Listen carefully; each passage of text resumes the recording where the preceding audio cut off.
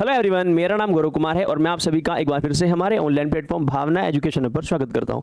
UPSC prelims 2026 24 मई को app का exam है। आज 1 मई हो चुकी है और अभी आपके पास 22 दिन और बचे हैं, क्योंकि 24वें दिन तो आपका पेपर ही है। अब क्या करोगे, क्या स्ट्रेटेजी अपनानी चाहिए, क्योंकि सीसेट का पेपर क्वालिफाई नहीं हो पा रहा है, बिल्कुल भी कॉन्फिडेंस नहीं आ रहा है। तो मैं अब तक 43 सेशन ले चुका हूँ, आज मेरा 44 सेशन है और ये 100 सेशन में कंप्लीट करूंगा ही करूंगा। अब मैं डेली 2 या 3 सेशन डालूंगा, रिकॉर्डेड फॉर्म में डालूंगा। आप चाहोगे तो लाइव ही डाल दूंगा, आप चाहोगे तो कोई टॉपिक लाइव पढ़ना हो तो उसको लाइव ही पढ़ा दूंगा, बस मुझे उसके लिए आपकी आज्ञा की जरूरत पड़ेगी। तो आज करते हैं अपना 44th practice session start. UPSC CSAT 2027 इसे करेंगे बाद में डिस्कस, क्योंकि अभी हमें पढ़ना है। प्रैक्टिस सेशन नंबर 44 करते हैं start. Question number first, find the unit digit of x. देखो, अगर नंबर सिस्टम है और यूनिट डिजिट का सवाल ना है, ऐसा तो हो ही नहीं सकता। तो मेरे भाई अब मैंने क्या करा है, मैंने आपके लिए थोड़ी सी चीजें चेंज करी है। अब क्या चेंज करी है? चेंज ये करी है कि मुझे बच्चों ने मैसेज करे हैं और मैसेज कर कर ये कहा है कि सर रीजनिंग तो हमसे आती है, आप सिर्फ मैथ्स कराओ। तो अब मैंने क्या किया, प्योर मैथ्स के 15 क्वेश्चन है, क्योंकि 80 में से 40 सवाल मैथ्स के आने हैं और उन 40 सवाल में से 25 सवाल नंबर सिस्टम के हैं, बल्कि 25+।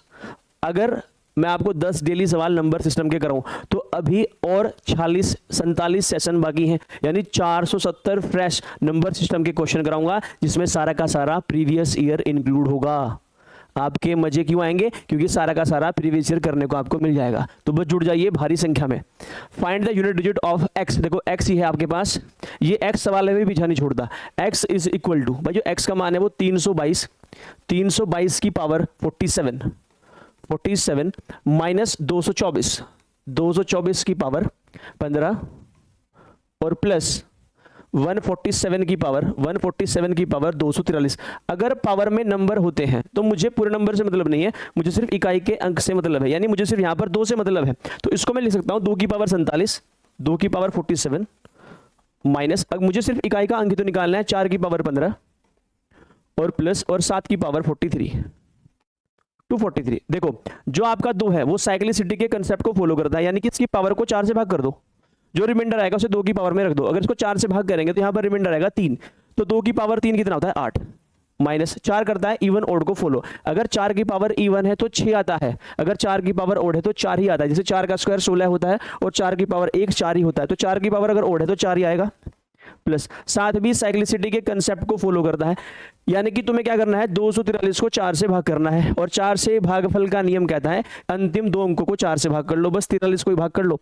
43 को 4 से भाग करोगे रिमाइंडर आएगा 3 और 7 की पावर 3 होता है 243 होता है, और 243 का आखिरी का अंक 3 है, तो 8 और 3 11 और 11 में से 4 घटाओगे 7, तो 7 इस सवाल का आंसर है, जो कि ऑप्शन नंबर क्या है मेरे पास, बी है। Find the total number of 3 digits numbers which have only 3 factors.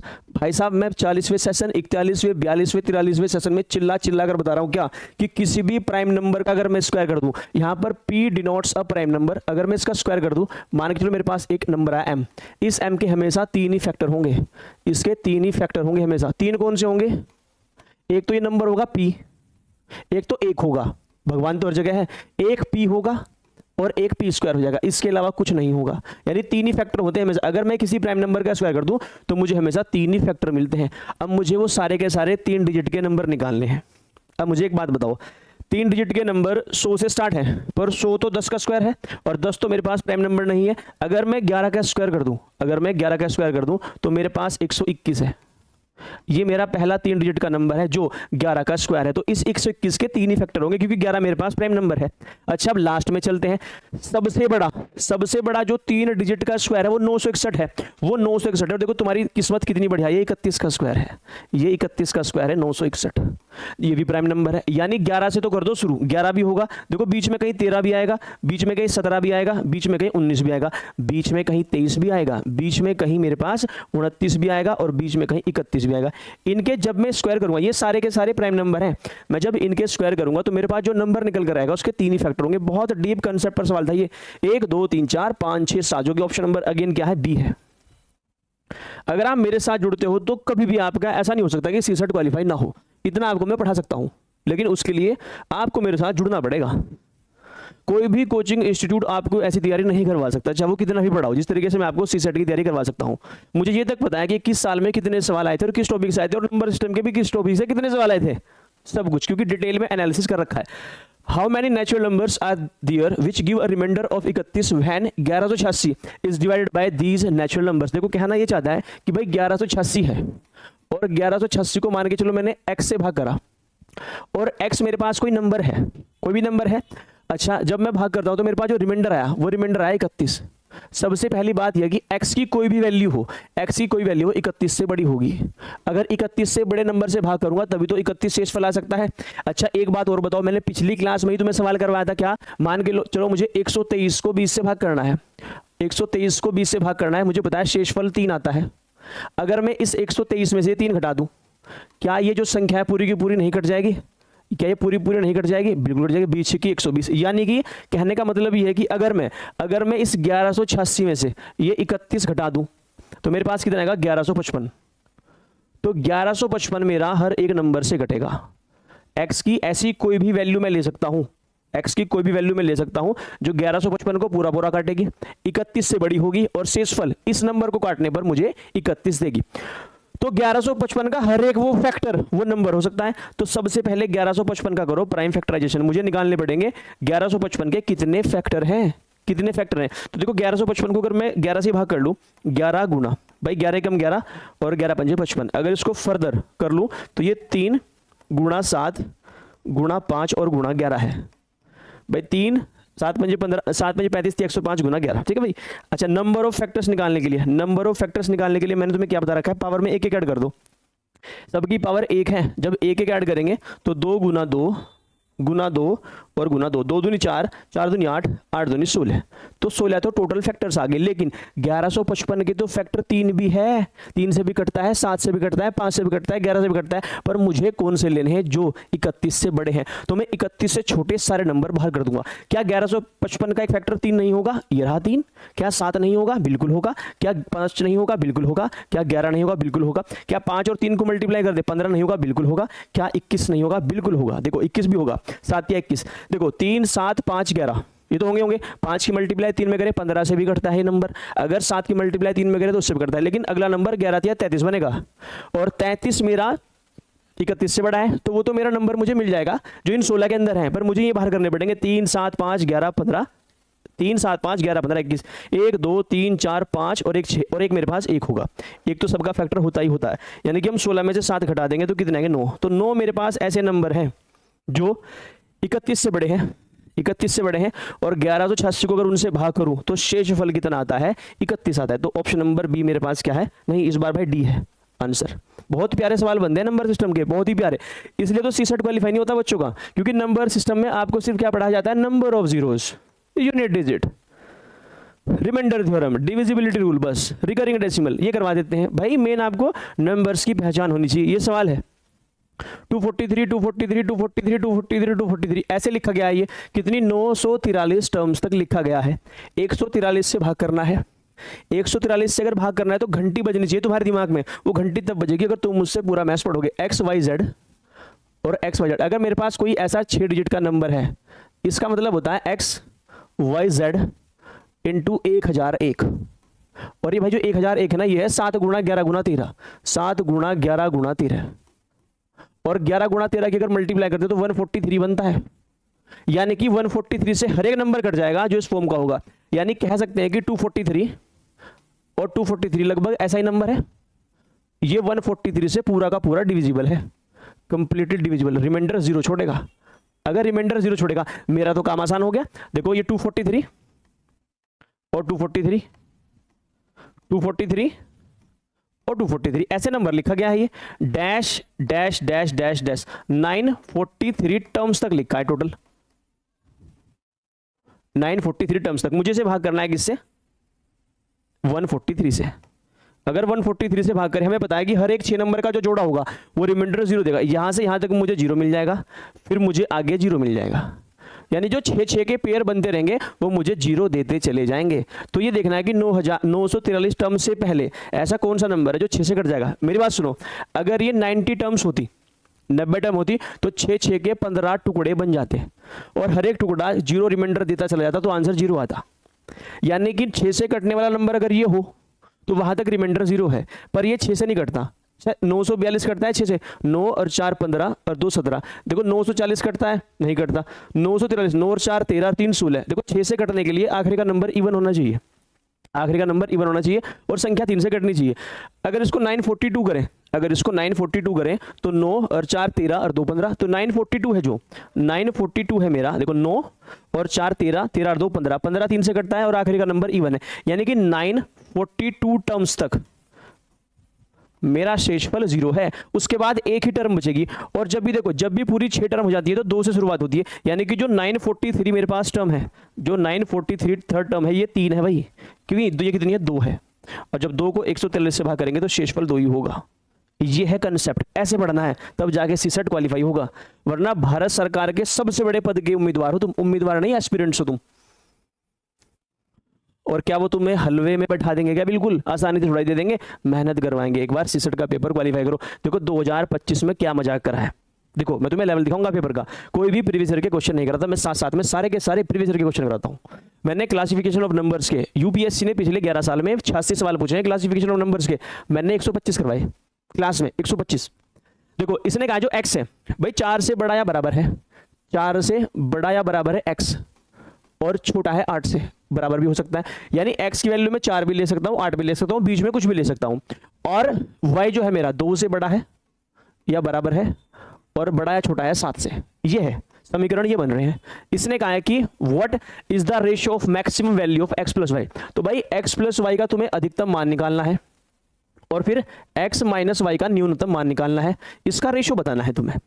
अच्छा x प्लस वाई का अधिकतम मान कैसे मिलेगा तुम्हें? जब x भी सबसे बड़ा होगा, y भी सबसे बड़ा होगा। सबसे बड़ी तुम x की वैल्यू 8 ले सकते हो, और सबसे बड़ी तुम y की वैल्यू 7 ले सकते हो, डिवाइडेड बाय। सही बात है। अगर तुम्हें x माइनस वाई सबसे छोटा चाहिए, सबसे छोटा चाहिए, तो भाई x तो लो बड़े से बड़ा, और y लो छोटे से छोटा। तो x बड़े से बड़ा तुम कितना ले सकते हो? x तुम बड़े से बड़ा कितना ले सकते हो? 8, और y छोटे से छोटा कितना ले सकते हो तुम? 2। 1 मिनट, देखो हमें ना मिनिमम वैल्यू चाहिए, मिनिमम वैल्यू नेगेटिव में आ सकती है, तो ऐसा करते हैं ना, अगर हमें मिनिमम वैल्यू चाहिए तो भाई x को लो छोटे से छोटा, इसे छोटे से छोटा लो, और y को लो बड़े से बड़ा। अगर x को छोटे से छोटा लो तो मैं 4 ले सकता हूं, और y को बड़े से बड़ा ले तो हम कितना ले सकते हैं? 7। तो 15 अपॉन 4 में से 7 गया -3, तो आंसर आ गया -5/1। ये ऑप्शन में नहीं है क्योंकि ये आंसर है, क्योंकि ये क्या है आपका आंसर है, नन ऑफ द अबव मेरे पास मेरा आंसर होगा। अच्छा मिनिमम वैल्यू दिमाग में तुम ये भी कर सकते थे कि भाई x तो बड़े से बड़ा ले लो, y छोटे से छोटा ले लो, तो 8 में से 7 गया 1, 8 में से 7 गया 1, वो तो उसने 15 दिया नहीं, 8 में से 2 गया, 8 में से 2 गया 6, 15/6 भी नहीं इसने दिया, यानी कि इसने ऑप्शन इस हिसाब से सेट नहीं करे कि आप फंस सको। अब देखो दोबारा समझ लो इस सवाल को, जरूरी है समझना, मुझे x माइनस वाई का न्यूनतम मान चाहिए। न्यूनतम मान मुझे कैसे मिलेगा? देखो न्यूनतम मान मुझे घटाना है, बीच में माइनस है, अगर ये छोटे से छोटा हो जाए और ये बड़े से बड़ा हो जाए तो मुझे आंसर नेगेटिव में मिल जाएगा, और नेगेटिव तो सबसे छोटा होता है। भाई 2025 में ऐसा सवाल आया है, n square is equal to 1 2 3 4 5 6 7 6 5 4 3 2 1, then what is the sum of the digit of n। इस सवाल का करेंगे पोस्टमार्टम, बहुत प्यारा सवाल है। देखो अगर मैं 1 का स्क्वायर कर दूं तो मेरे भाई 1 ही आता है, अगर मैं 11 का स्क्वायर कर दूं तो 121 आता है, अगर मैं 1 1 1 का स्क्वायर कर दूं तो 1 2 3 2 1 आता है, अगर मैं 1 1 1 1 का स्क्वायर कर दूं तो भाई 1 2 3 4 3 2 1 आता है। आप बोलोगे सर क्या लिख रहे हैं आप? ये देखो जितनी बार भी 1 लिखा जाएगा, अगर इसका स्क्वायर कर दें तो 5 बार लिखा है तो 5 तक चलो, यानी सीढ़ी के 5वें डंडे तक चढ़ो और फिर नीचे उतर जाओ, 5 4 3 2 1। अब जो सम लिखने का तरीका है, सम लिखने का तरीका बहुत आसान है, सम लिखने का तरीका बहुत आसान है। आसान क्यों? देखो 1 का स्क्वायर, अगर देखो ये नंबर निकल कर आया स्क्वायर करने के बाद, अगर सम करें यहाँ पर 1 आएगा, यहाँ पर सम कितना है? यहाँ पर सम 4 है, यहाँ पर सम कितना है? 9 है, यहाँ पर सम कितना है? 16 है, यहाँ पर सम कितना है? 25 है। अगर तुम हल्का सा ऑब्जर्व करो, क्योंकि यहाँ पर ऑब्जर्व करने नंबर, क्या ये 1 का स्क्वायर नहीं है? क्या ये 2 का स्क्वायर नहीं है? क्या ये 3 का स्क्वायर नहीं है? क्या ये 4 का स्क्वायर नहीं है? क्या ये 5 का स्क्वायर नहीं है? क्या इसमें डंडे 5 नहीं है? क्या इसमें 5 की संख्या 1 नहीं है? क्या इसमें 5 की संख्या 4 नहीं है? क्या इसमें 5 की संख्या 3 नहीं है? क्या इसमें 5 की संख्या 2 नहीं है? तो जितनी भी यहाँ पर सॉरी 1 की संख्या, इसमें 1 की संख्या 5 है तो 5 का स्क्वायर, इसमें 1 की संख्या 4 है, इसमें 1 की संख्या 3 है, इसमें 1 की संख्या 2 है, इसमें 1 की संख्या 1 है, तो यहाँ पर क्या दे रखा है? n square. इसने एन स्क्वायर की वैल्यू मुझे कितनी दी है, 1 2 3 4 5 6, ये 7, ये 8 तक गया और वापस हो गया, ये वापस हो गया। ठीक है, यानी कि मेरे पास जो ये n है ना, ये n ये बताया क्या है, 1 1 1 1 1 1 1, 1 2 3 4 5 6, ये क्या है मेरे पास भाई 8 बार 1 लिखा है, उसका ये स्क्वायर लिखा है, ये उसका स्क्वायर लिखा है। तो देखो हमें क्या निकालना है, हमें n का जो डिजिट से उसका सम निकालना है। ये मेरे पास n की वैल्यू है, तो n की वैल्यू कितनी आ गई मेरे पास, 1 1 1 1 1 1 1 1 1 2 3 4 5 6 7 8, तो n का जो सम आ जाएगा वो कितना आ जाएगा, 8। और यूपीएससी ने पूछा है सवाल, बताओ क्या था इस सवाल में, कुछ भी था। और ये मैं लगातार 2024 वाले बच्चों को, 2025 वाले बच्चों को मैंने ये सेम सवाल करवाया था, सेम बिल्कुल, बल्कि इससे और लेवल अप ही करवाया था। अगर मान के चलो ये 1 2 3 4 5 6 7 8 9 तक होता, 9 8 7 6 5 4 3 2 1, तब उसमें 9 संख्या होती और सब मेरे पास कितना था, 9 आता। ठीक है, लो भाई ये भी सवाल आ जाता है कभी कभी। ये आपका क्या है भाई, रिकरिंग डेसिमल, ये है हमारा रिकरिंग डेसिमल। देखो 8.74 प्लस 6.47, इसके हमने सवाल करे भी है। देखो इसका सिंपल नियम है, इसको ना अलग से लिख लो, 8 प्लस 0.7, ये 4 पर बार है, प्लस फिर 6 प्लस 0.47 पर बार है, ऐसा है। ठीक है, बार कैसे सॉल्व करते हैं अभी आपको बता दें। देखो 8 से 14, तो 14 मुझे मिल चुका है, प्लस 14 प्लस, देखो ये लगभग 7 है और लगभग 4 है, 7 और 4 11। अगर यहां पर इसको लूँ 7 और 4 11, 7 4 11, ये लगभग 1.21 के हिसाब से है, यानी लगभग 1.21 है ये। तो देखो अगर 14 में 2 जोड़ूंगा तो 16 बनेगा, तो ये तो आंसर नहीं हो सकता, इतनी दूर तो नहीं जाएगा ये। ठीक है, और ये पूरा 1 जोड़ रखा है, यानी कि 14 से बड़ा आंसर होगा, यानी आंसर 15 से भी बड़ा होगा, चाहे थोड़ा ही बड़ा हो। तो 15 में 2 आंसर है, एक तो ये है और एक ये है, 15 में 2 ही आंसर है, एक तो ये है और एक ये है। अब एग्जैक्ट आंसर निकाल लेते हैं। बार कैसे सोल्व करते हैं, देखो ये जिस नंबर पर बार है ना वो 4 है, विदाउट बार 7 है, तो 74 में से पहले ही 7 घटा दो, और जितने नंबर पर बार है इतने 9, और जितने नंबर पर बार नहीं है उतने 0, प्लस देखो यहाँ पर 47 में से पहले 4 घटाओ, 4 के ऊपर बार नहीं है, अपॉन भाई 47 7 के ऊपर बार है, तो एक नंबर के ऊपर बार है, एक विदाउट बार है, तो 14 प्लस भाई 74 में से 7 गया, कितने बचते हैं 67, नीचे 90 ही है, और 47 में से 4 गया 43 और बटे 90, तो 14 और प्लस 7 और 3 10, 6 4 10 और 1 11, 110 और बटे 9, 90 भाई से खत्म हो गया। तो 15 सही 1/9 मेरे पास मेरा आंसर, 15 सही 2/9 क्या गया मेरे पास मेरा आंसर। अगर इसको मैं सोल्व करूंगा तो ये, क्योंकि ये क्या है, ये 11/9 है, और 11/9 क्या होता है, 1 सही 2/9, तो 14 1 15 सही 2/9। तो बहुत ही प्यारा सवाल था ये। इसने कहा let a b and c are 3 fractions such that sum of a and b exceed c by 43/21। मैंने सेम सवाल पिछली क्लास में करवाया था। इसका आंसर आप मुझे कमेंट बॉक्स में बताओगे, इसका आंसर आप मुझे कमेंट बॉक्स में जरूर बताओगे। अगर नहीं बता तो उसको मैं सेम क्वेश्चन को रिपीट करूंगा, क्योंकि मैंने सेम सवाल पिछली क्लास में आपको करवाया है, जिसमें शायद सी की वैल्यू पूछी थी उसने। Which is the smallest among, भाई इनमें सबसे छोटा कौन है, इनमें सबसे छोटा कौन है। देखो मैंने आपको बताया था कि देखो सबसे पहले क्या करते हैं,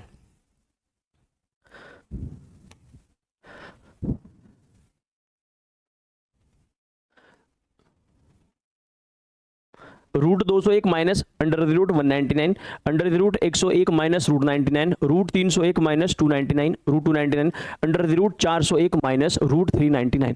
ये जो सवाल है ये बहुत बेहतरीन सवाल है। इसमें से सबसे छोटा निकालना हो और इसमें से चाहे सबसे बड़ा निकालना हो। तरीका देखते हैं क्या है। अब तक हमने ये पढ़ा था कि अगर इनका योग बराबर है, अगर इनका योग बराबर है तो जिसका योग सबसे छोटा होगा वो सबसे बड़ा होता है, और जिसका योग सबसे बड़ा होता है वो छोटा होता है। किस में, माइनस वाले में, और प्लस वाले में जो बड़ा है वो बड़ा है ही। अगर यहाँ पर सम यहाँ पर सेम है, पर यहाँ पर सम सेम नहीं है, यहाँ पर सम 400 है, यहाँ पर सम 200 है, यहाँ पर सम 800 है, और यहाँ पर सम लगभग 700 है। तो फिर क्या करेंगे, देखो क्या करेंगे, इसमें डिफरेंस सेम है। देखो यहाँ पर डिफरेंस क्या है, सेम। अगर आप गौर करो तो सबका डिफरेंस सेम है। यहाँ पर डिफरेंस कितना है, 2 का, यहाँ पर कितना डिफरेंस 2 का, यहाँ पर डिफरेंस कितना है 2 का, यहाँ पर डिफरेंस कितना है 2 का। अगर डिफरेंस सेम हो, देखो अगर हम क्या करें, रूट 201 और माइनस रूट 199, अगर इसको हम x मान लें, अच्छा, और कंजुगेट से ऊपर नीचे कर दें मल्टीप्लाई, कंजुगेट से ऊपर नीचे कर दें मल्टीप्लाई, इसका कंजुगेट क्या होगा, 201 प्लस अंडर द रूट 199, और ऊपर भी किससे कर देना मल्टीप्लाई, भाई कंजुगेट से मल्टीप्लाई करने तो सेम नंबर से ऊपर नीचे मल्टीप्लाई कर दिया। अंडर द रूट 201, बस एक में समझा दो भाई, एक में हो जाएगा क्लियर, और प्लस अंडर द रूट 199, खत्म बात। ऊपर क्या मेरे पास a माइनस बी और a प्लस बी नहीं है, क्या मेरे पास a प्लस बी और a माइनस बी नहीं है, और a प्लस बी और a माइनस बी क्या होता है, a square minus b square, a minus b और a प्लस बी क्या होता है, a square minus b square. अगर इसका स्क्वायर करूंगा तो 201 ही आएगा, 201 ही आएगा, उसका स्क्वायर करूंगा 199 आएगा, और नीचे क्या आएगा मेरे पास अंडर द रूट 201 और प्लस अंडर द रूट 199। बीच अगर बीच में प्लस होना फिर कोई दिक्कत नहीं है, माइनस वाला दिक्कत करता है। अब मुझे एक बात बताओ, ये x की वैल्यू है, अगर इसको फर्दर सोल्व करो तो x की वैल्यू क्या है, 2 बटे अंडर द रूट 201 और प्लस अंडर द रूट 199 नहीं आ गई।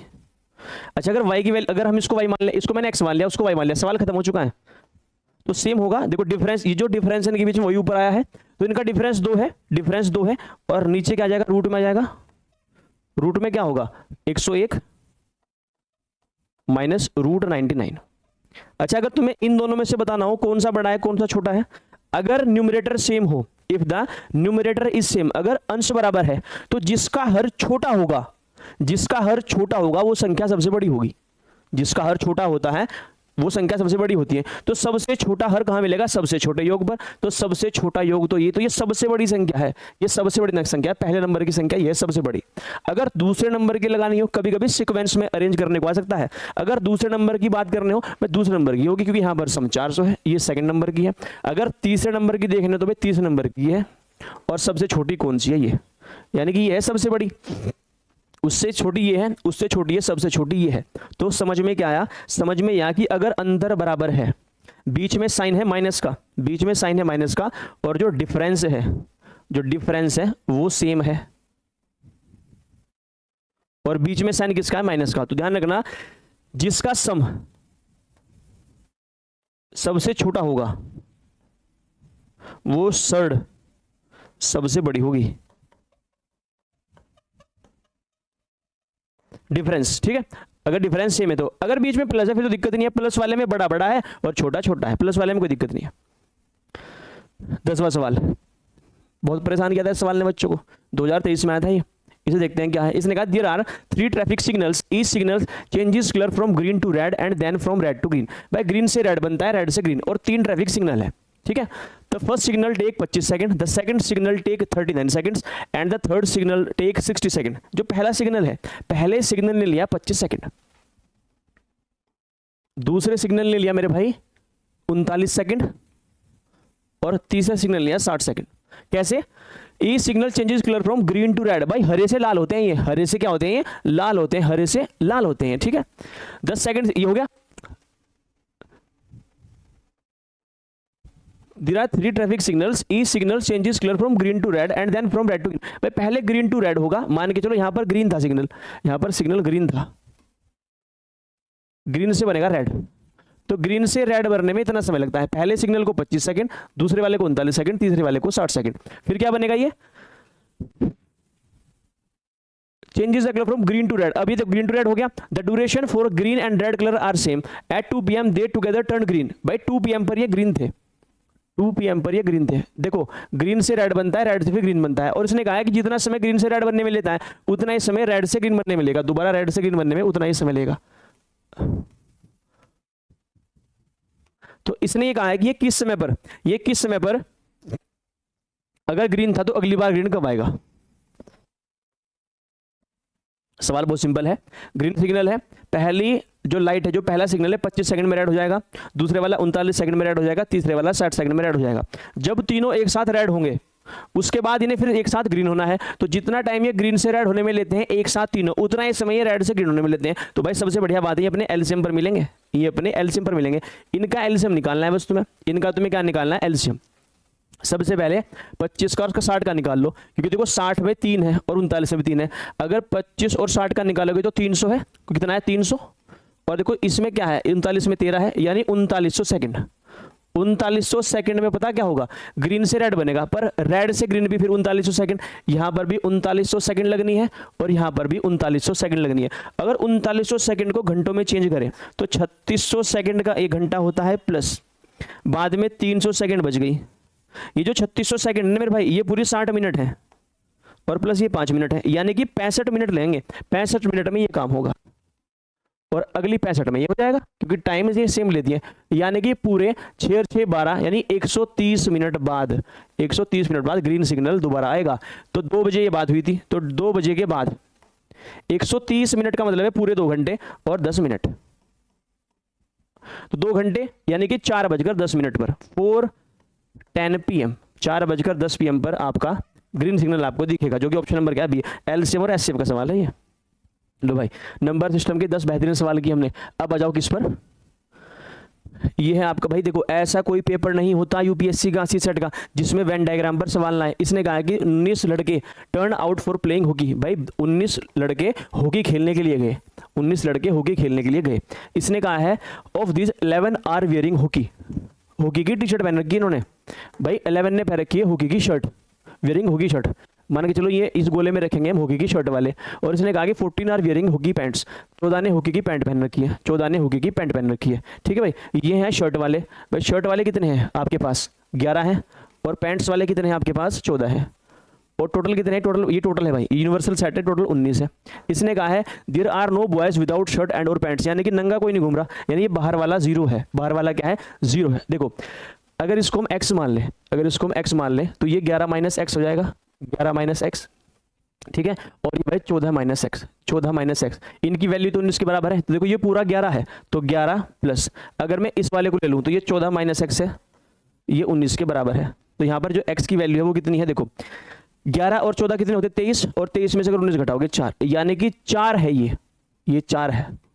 इसने क्या पूछा है, what is the number of boys wearing full uniform. तो 4 बच्चे ऐसे हैं जिन्होंने पूरी यूनिफॉर्म पहनी है। कुछ हमसे गड़बड़ हो चुकी है, क्यों हो चुकी है, क्योंकि मेरे भाई 11 और 14 होते हैं 25, और 25 - 19 होते हैं 6। तो भाई यहाँ पर x का मान 6 है। अगर x का मान 6 है तो 6 बच्चे ऐसे हैं जिन्होंने क्या पहन रखा है, जिन्होंने पहन रखी है फुल यूनिफॉर्म। अगर 11 में से घटा दे 5 लड़के सिर्फ शर्ट ही पहन के आए, नीचे पता नहीं क्या पहन रखा, कच्छा तो पहन रखा होगा। 14 में से अगर 6 घटा दूं 8 बच्चे ऐसे हैं जो पैंट पहनकर आए हैं, ऊपर पता नहीं क्या पहन रखा है। तो 6 आंसर, ऑप्शन नंबर बी, 2018 का सवाल है। While a student is calculating the average of 10 numbers, भाई 10 संख्याओं का एवरेज निकाल रहा था ये, he interchanges the digit of 2-digit number due to which his average becomes 7.2 less than before, then find the difference of the digit of that number। बहुत प्यारा सवाल है भाई, ये बहुत ही प्यारा सवाल है और ये कभी ना कभी यूपीएससी में जरूर आएगा। इसने कहा है कि एक बच्चा कैलकुलेट कर रहा था 10 संख्याओं का एवरेज। देखो यहाँ पर मान के चलो 9 नंबर्स हैं टोटल, 9 नंबर ये हो गए, और प्लस ये 10th नंबर है 2 डिजिट का 10x + y। अगर मुझे सम लिखना है, देखो जो सम होता है वो होता है एवरेज मल्टीप्लाई बाय नंबर, कितनी संख्या, क्योंकि एवरेज का मतलब होता है योग बटे कुल संख्या। तो अगर मुझे योग निकालना हो तो औसत की मल्टीप्लाई संख्या में कर देते हैं जिनका हम एवरेज निकाल रहे हैं। तो देखो 9 नंबर का सम ये रहा, प्लस 10वां संख्या हमने 10x + y मान ली, और ये कितना है, मान के चलो ये a है, एवरेज हमने a मान लिया, एवरेज कितना है मेरे पास, a है, तो भाई 10a हो गया। इसने कहा कि अगर हम इसकी डिजिट को इंटरचेंज कर दें, मेरे से छोटा कोई सोल्यूशन नहीं करा सकता, अगर इसकी डिजिट को इंटरचेंज कर दें, नंबर सिस्टम घुसा दिया इसमें, 2 डिजिट का नंबर ये रहा, ये डिजिट कर दी इंटरचेंज, तो पहले से एवरेज पहले से कितना कम हो जाता है, 7.2। अब देखो पहले अगर एवरेज a था तो वो 7.2 कम हो गया, यानी ये a - 7.2 हो गया। ये तो एवरेज है भाई, ये तो एवरेज है, और 10 नंबर है उससे गुणा तो करनी पड़ेगी तभी तो योग आएगा। अगर मैं इनको माइनस करूं, ये जो 9 नंबर थे हमें नहीं पता क्या थे, ये 9 नंबर से 9 नंबर कट जाएंगे। अगर इसमें से घटाऊंगा तो 9 टाइम्स ऑफ, नंबर सिस्टम में हजारों बार क्या है, ये x - y is equal to, देखो यहाँ पर 10a, ये 10a + 72 बन जाएगा, ये 10 = 72। भाई नोट 72, x - y की वैल्यू कितनी आ गई, 8। और यही पूछा है, यही पूछा, और सिर्फ यही निकल सकता है, सिर्फ यही निकल सकता है कि दोनों जो नंबर है जिसके डिजिट को इंटरचेंज करा गया है, जिसकी वजह से आपका एवरेज में जो चेंज आया वो 7.2 का आया है, तो उसके जो नंबर है उसके अंकों का योग ही निकल सकता है, जो कितना है, 8 है। अगर ये क्या पूछ लेता, अगर इसको ये 6.3 कर देता तो यहां पर ये 63 हो जाता, 9 × 7 = 63। अगर ये इसको 5.4 कर देता तो 9 × 6 = 54 हो जाता। A can do a work in 18 days, B in 24 days and C in 36 days. They start working together and A work for 4 days. देखो टाइम एंड वर्क का एक कंसेप्ट है, वो ये है कि अगर दो लोग काम करते हैं या दो से अधिक लोग काम करते हैं, अगर उन्होंने काम की शुरुआत करी है और उन्होंने ही काम को खत्म करा है, तो जिसकी जितनी क्षमता होगी उसे उतने पैसे मिलेंगे, जिसकी जितनी क्षमता होगी उसे उतने पैसे मिलेंगे। लेकिन अगर कोई आदमी काम छोड़ के जाता है या कोई कम काम करता है, तो जो जितना काम करेगा उसे उतने पैसे मिलेंगे। तो भाई ए किसी काम को 18 दिनों में कर सकता है, पूरे काम को ये 18 दिन में खत्म कर देगा, और बी उसी काम को 24 दिनों में कर सकता है, बी इसी काम को 24 दिनों में कर सकता है, और सी इसी काम को 36 दिनों में कर सकता है। तो सबसे पहले हम क्या लेंगे, एलसीएम लेंगे, और इनका एलसीएम कितना होता है 72। 18 चौक 72, 24 तिया 72 और 36 दूनी 72। ये इनकी वर्किंग एफिशिएंसी है। अच्छा, ए ने 4 दिन काम किया, 4 की स्पीड से 4 दिन में 16 काम करेगा, तो 72 काम के अगर 45,000 मिलते हैं तो उसे सिर्फ 16 काम के पैसे मिलेंगे। और बी ने भाई 6 दिन काम किया, 6 तिया 18, 18 काम इसने खत्म किया। फिर इसने कहा है then find the share of b out of total wages of 45,000। भाई 72 काम के जो पैसे हैं वो 45,000 है, और हमें बी के पैसे बताना। तो बी का पैसा कितना है, 18 काम किया है बी ने। अच्छा, इसका 18 बना लो, यही कहीं 3 से भाग कर दोगे, 3 से भाग करें तो 18 काम के जो पैसे होंगे तो कितने हो जाएंगे 15,000। 3 से भाग कर दिया इधर, देखो कितनी आसानी से हमने सवाल को सोल्व कर लिया। 15,000 ऑप्शन में नहीं है, देखो इतना आसान सवाल था ये, 15,000। जनरली इसमें सी का पूछता है वो, ठीक है। 6 तिया 18, बी कितना है भाई, बी आपके पास 24 है, 24 तिया 72 और 6 तिया 18, बिल्कुल सही आंसर है। देखो यूपीएससी ने सवाल पूछा है टाइम एंड डिस्टेंस का 2015 में, आपको यकीन हो जाएगा कि मैं प्रीवियस ईयर सराई कराता हूँ। तो 2026 वाले बच्चे जो मैंने अपने बैच में प्रिपेयर करे हैं, उन्हें 2015 से लेकर 2026 11 साल का प्रीवियस ईयर रटवा दिया है, बिल्कुल रटवा, सारे के सारे 67 पढ़ेंगे इस बार। A train travels at a certain average speed for a distance of 63 kilometre and travel a distance of 72 kilometre at an average speed of 6 kilometre more than its original speed. मुझे ये पता है कि मेरी जो टाइम होता है, time वो होता है distance upon speed, the time is distance upon speed. और इसने कहा है कि एक जो ट्रेन है वो 63 किलोमीटर चलती है अपनी एस स्पीड से, और 72 किलोमीटर चलती है, 72 किलोमीटर चलती है पहले से 6 किलोमीटर ज्यादा कर, और टोटल 3 घंटे का समय लेती है। Distance upon speed, distance upon speed, ये टाइम है, टोटल टाइम 3 घंटे। तो तुम्हें एस की वैल्यू बतानी है। अच्छा, इसमें बनेगी क्वाड्रेटिक इक्वेशन। अगर तुमने क्वाड्रेटिक इक्वेशन बना दी तो तुम हो गए खत्म, बिल्कुल। सबसे पहले ये बात है, यहाँ पर एक प्रॉपर इंटीजर है, और 99% केस में प्रॉपर इंटीजर लगभग एक तरह से सिमेट्रिक नंबर को जोड़कर आ जाता है। अच्छा देखो, यहाँ पर अगर हम क्या करें 63, तो 63 जो है लगभग 21 का मल्टीपल है, 21 का मल्टीपल है, 21 का मल्टीपल 42 है। देखो अगर मैं 63 के नीचे 66 रखूं तो मामला बिगड़ जाएगा, अगर 24 रखूं तो मामला बिगड़ जाएगा, लेकिन अगर मैं 42 रख दूं तो देखो मामला कितना बढ़िया हो जाएगा, 63/42। क्योंकि मुझे यहाँ पर ना चीजें सुलझती दिखाई दे रही हैं, प्लस 72/48, 21 तिया 63, 21 दूनी 42, 1.5 घंटा ये रहा, 24 तिया 72, 24 दूनी 48, 1.5 घंटा और 1.5 घंटा कितने बनते हैं 3 घंटे, खेल खत्म। तो मेरा आंसर कितना है 42 किलोमीटर प्रति घंटा। लो भाई, ये आपका होमवर्क है, एक ही होमवर्क दिया है मैंने, और एक होमवर्क मैं जरूर देता हूं आपको, कमेंट में आंसर करोगे आप इसका आंसर आप कमेंट बॉक्स में करोगे।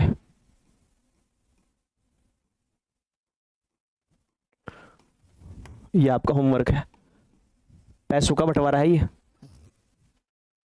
ये 2027 वाले बच्चों के लिए टी-सेट का फाउंडेशन बैच है। ये 1 जून से स्टार्ट हो जाएगा, इसकी डिटेल वीडियो यूट्यूब पर आएगी, आप इस पर अभी ध्यान मत दो, आपका पेपर 24 मई को है, उस पर ध्यान दो। इसी के साथ सेशन नंबर 44 खत्म होता है। अब आपसे मिलेंगे सेशन नंबर 45 के साथ, तब तक के लिए धन्यवाद।